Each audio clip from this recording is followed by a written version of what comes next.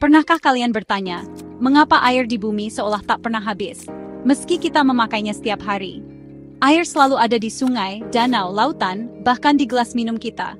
Rahasianya ada pada siklus air, petualangan tanpa akhir yang dijalani setiap tetes air.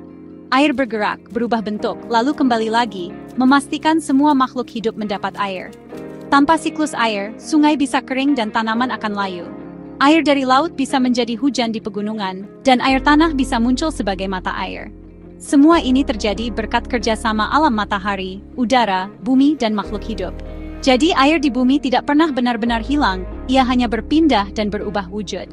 Yuk, kita ikuti petualangan seru sang tetes air.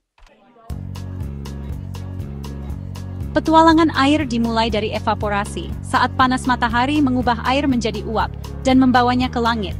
Uap air naik, lalu mendingin dan berubah menjadi awan melalui proses kondensasi. Awan terbentuk dari miliaran tetesan air kecil. Ketika awan sudah berat, air jatuh ke bumi sebagai hujan atau hujan es. Ini disebut presipitasi.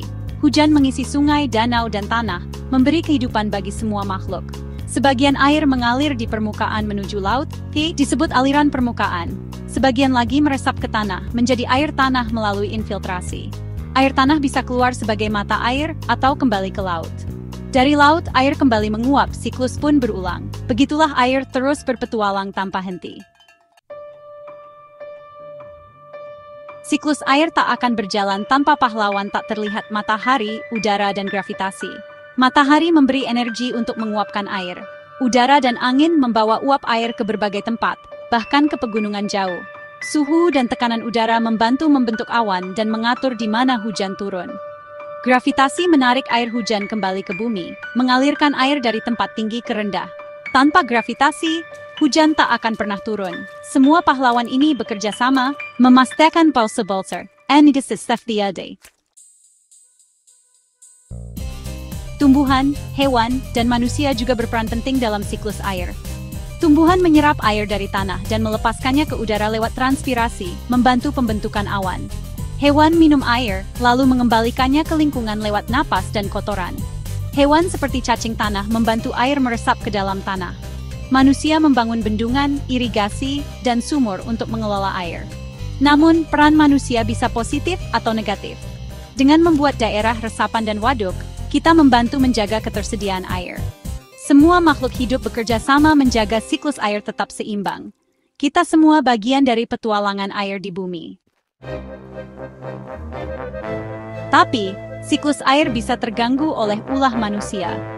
Penebangan hutan membuat air hujan tak terserap tanah, menyebabkan banjir dan kekeringan. Polusi udara dari pabrik dan kendaraan mencemari hujan, menciptakan hujan asam yang merusak lingkungan. Sampah dan limbah di sungai membuat air kotor dan tak layak pakai. Gangguan kecil bisa berdampak besar, banjir, kekeringan, dan krisis air bersih. Jika air tercemar dan langka, semua makhluk hidup terancam.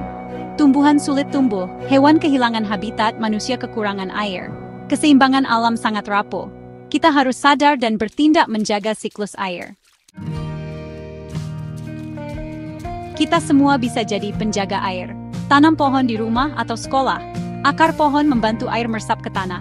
Hemat air, matikan keran saat tidak dipakai. Gunakan air bekas untuk menyiram tanaman. Jangan buang sampah ke sungai, jaga kebersihan lingkungan. Kurangi polusi udara dengan berjalan kaki atau bersepeda. Setiap kebiasaan baik akan berdampak besar jika dilakukan bersama. Air adalah sumber kehidupan. Tanpa air tak ada kita, tumbuhan atau hewan. Mari jadi sahabat air dan jaga siklusnya untuk masa depan bumi.